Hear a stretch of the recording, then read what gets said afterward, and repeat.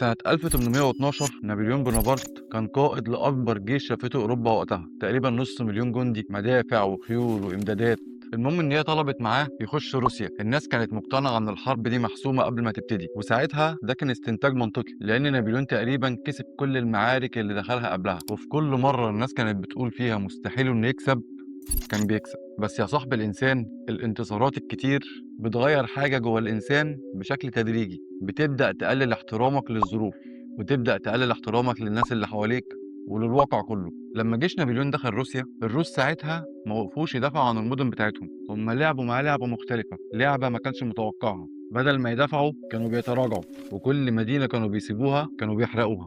البيوت والمخازن والأكل، اي حاجه يقدر يستفيد بيها الجيش الفرنسي كانوا بيولعوا له فيها. وكل خطوه لنابليون لقدام كانت بتبعده اكتر عن بلده وبتقربه اكتر للشتاء الروسي. على الخريطه كان واضح ان هو بيتقدم، لكن في الحقيقه كان بيدخل جوه مصيده بتتقفل عليه بهدوء.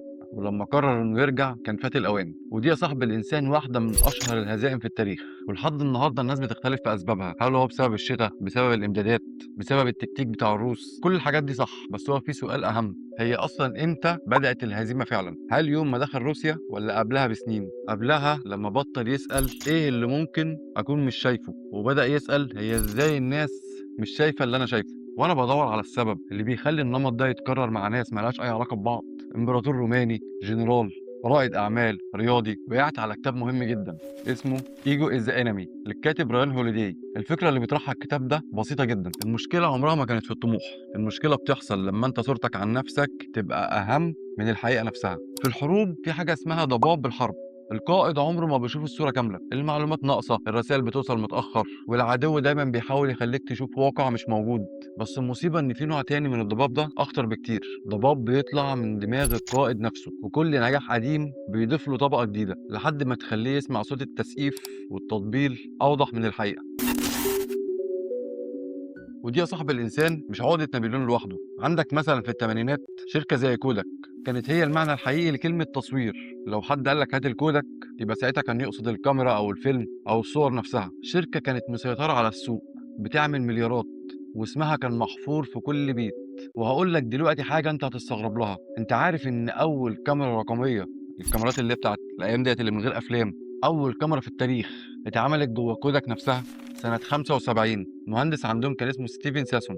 المهندس ده اخترع أول نموذج ليها. يعني كوداك كانت شايفة المستقبل قبل أي حد تاني، بس للأسف قررت إنها تدفن الاختراع ده في الدرج، لأن وقتها أرباح كوداك كلها كانت جاية من إيه؟ من بيع وتحميض الأفلام. والكاميرا الجديدة دي هتصور ديجيتال، يعني هتموت سوق الأفلام اللي عامل الإمبراطورية بتاع كوداك.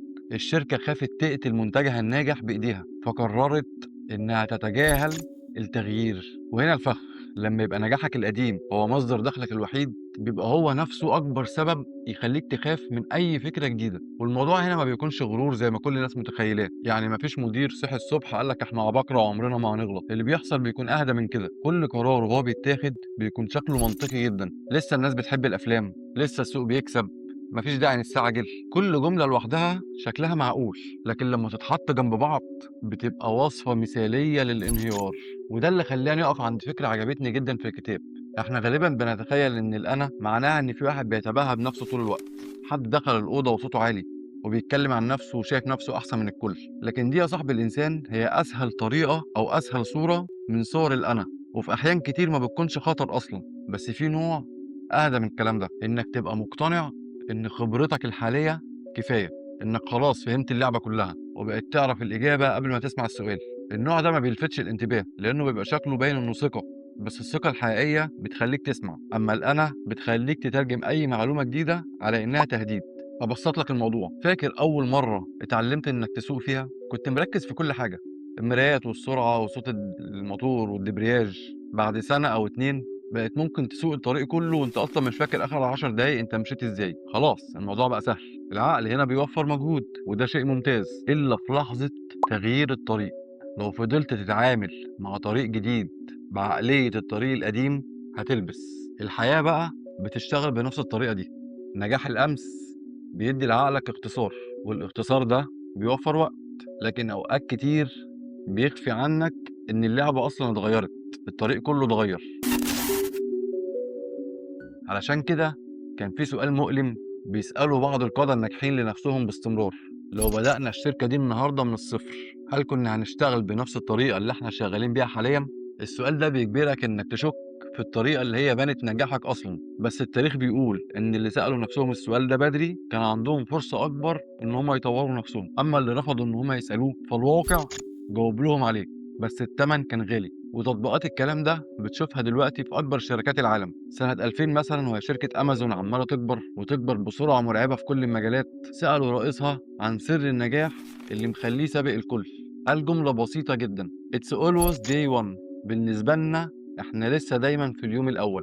وده ياخدنا لحاجة الناس بتخلط بينها طول الوقت. احنا اتربينا على ان المشكلة هي قلة الثقة بالنفس من واحنا صغيرين. نسمع ايه؟ خليك واثق في نفسك، ارفع راسك، وري الناس انت مين. لكن نادر جدا ان احنا كنا سمعنا او نسمع حد بيقول لنا خد بالك، الثقة ليها سقف، بعد السقف ده اسمها بيتغير، بتبقى يقين، واليقين لو بقى اقوى من الواقع بيبقى خطر وبيكون هو بداية الكارثة. بص على اي لاعب كرة في بدايته، اول ما يدخل الناشئين او الفريق الاول بيكون بيسمع اكتر ما بيتكلم، بينفذ تعليمات المدرب، بيتمرن بجد. بعد اول موسم حلو والناس كلها قعدت تسقف له وبقى نجم، وبعدها سنتين ثلاثة الأضواء كلها عليه، بيبدأ الخطر الحقيقي. الخطر إنه بدأ يصدق هتاف الجماهير ويصدق التسقيف أكتر ما يصدق تعليمات المدرب. المدرب يقول له ارجع دافع مع زمايلك، دماغه ترد كده من جواها: أنا نجم الفريق، أدافع إيه؟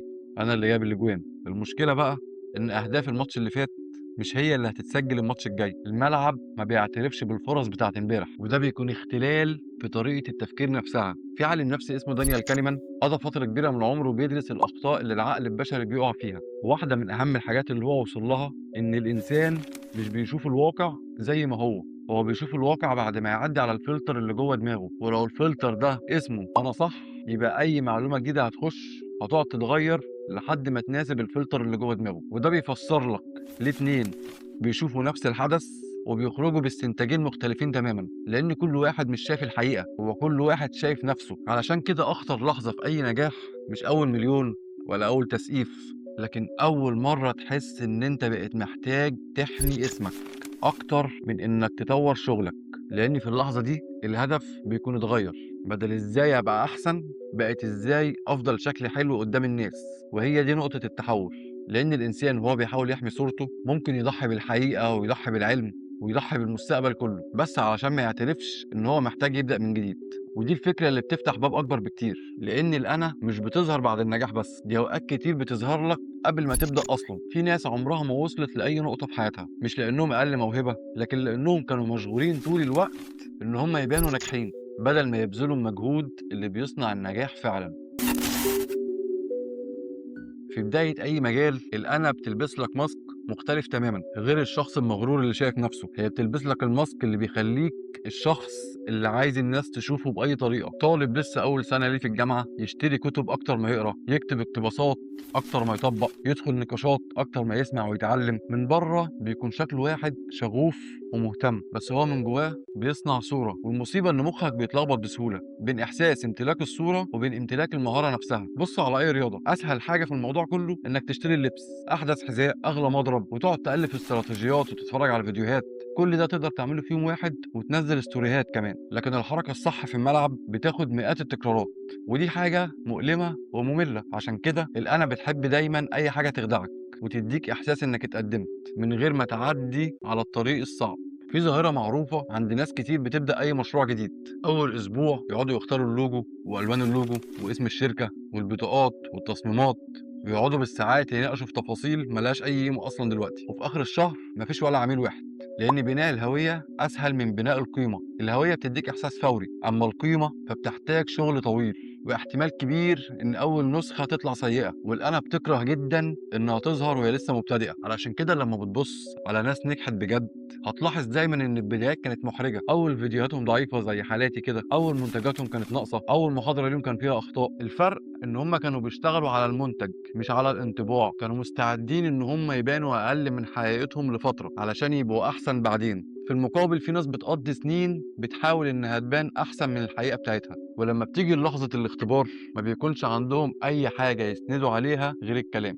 علشان كده في عبارة دايما بتعجبني: اعمل الشغل اللي يخليك تستحق الثقة قبل ما تطلب الثقة دي. وللأسف الجملة دي عكس اللي بيحصل على مواقع التواصل. هناك سهل جدا انك تبني صورة الخبير، اصعب بكتير من انك تبقى خبير فعلا. وانا بقرا في تاريخ ناس نجحوا لفترات طويله، لقيت حاجه مشتركه بينهم: كان عندهم استعداد يكونوا غير مثيرين للاعجاب في البدايه، بيرفضوا الظهور علشان يركزوا على البناء، يرفضوا الاحتفال علشان يركزوا في الشغل. وده على فكره شيء صعب جدا، لان دماغ الانسان بتحب المكافآت السريعه، تحب الناس تسقف لك تقول لك يا ابن اللعيبه عملتها ازاي. لكن كل دقيقه بتجمع تطبيل وتسقيف على حاجه لسه ما حصلتش بتسرق منك قدامها دقايق كان المفروض تقضيها في تحسين الحاجه دي. طيب لو الانا بتطلع لنا قبل النجاح وبتخدعنا بعد النجاح، يبقى وقت الفشل بتعمل ايه؟ لان في ناس بيخرجوا من اكبر هزيمه وبيرجعوا اقوى من الاول، وناس نفس الهزيمه دي بتفضل تلاحقهم بقيه عمرهم. والفرق بينهم ما بيكونش حجم الخساره، الفرق في الشخص اللي كل واحد فيهم اختار انه يحميه بعد ما وقع. هل حمى الحقيقه ولا حمى صورته عن نفسه؟ وقت الفشل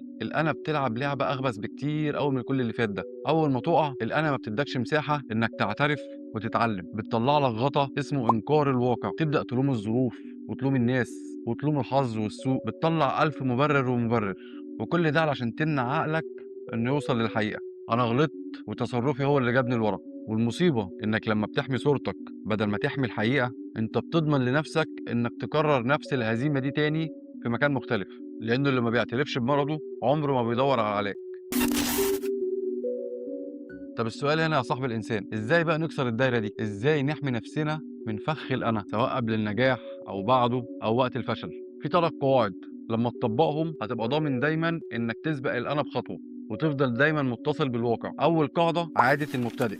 أيا كان حجم نجاحك أو خبرتك، اتعامل دايما مع المجال كأنك لسه جديد وبتتعلم فيه. أول ما تحس إن أنت عرفت كل حاجة، اعرف إن دي بداية النهاية. دايما اسأل نفسك: إيه اللي أنا مش شايفه؟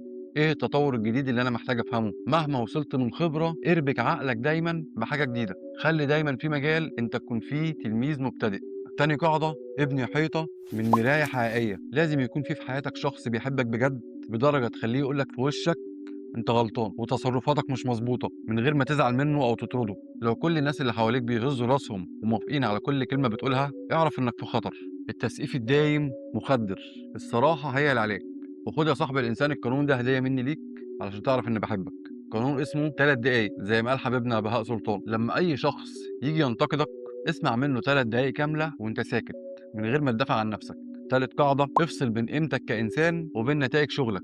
اكبر فخ بيخلي الانا تتجنن هو انك بتدمج صورتك عن نفسك بنتيجه عملك. لو مشروعك فشل، ده مش معناه انك انت اللي فاشل. لو فكرتك غلط، مش معناها انك غبي. لما تفصل بين نفسك وبين التجربه، هتسيب نفسك تكتشف وتتعلم وتصلح بسهوله، وده من غير ما تحس ان كرامتك اتهانت. اعتبر تجاربك ومشاريعك هي تجارب معمليه، كانك قاعد في معمل كده عمال تجرب حاجات. في النهايه رايان هوليداي لخص الموضوع كله في كلمه واحده او في جمله واحده: الانا هي العدو في كل مرحله في حياتك. هي العدو وانت بتبدأ لأنها بتديك إحساس وهمي بالإنجاز قبل ما تبذل أي مجهود. وهي العدو وانت بتنجح لأنها بتعميك عن الحقيقة وبتقنعك إنك معصوم من الغلط. وهي العدو وانت بتفشل لأنها بتمنعك إنك تعترف وتتعلم. النجاح الحقيقي مش إنك تلغي الأنا تماما، لأن ده مستحيل. النجاح هو إنك تبقى دايما شايفها بس ما تخليهاش هي اللي تسوق حياتك. وخليك فاكر دايما: أسرع طريقة تخليك تخسر كل اللي انت بنيته هي إنك تقتنع إنك بقيت أذكى من إنك تغلط. أول ما الفكرة دي تجيلك، اعرف إن العد التنازلي بدأ. أنا تيتو، ودي كانت رحلة وعي.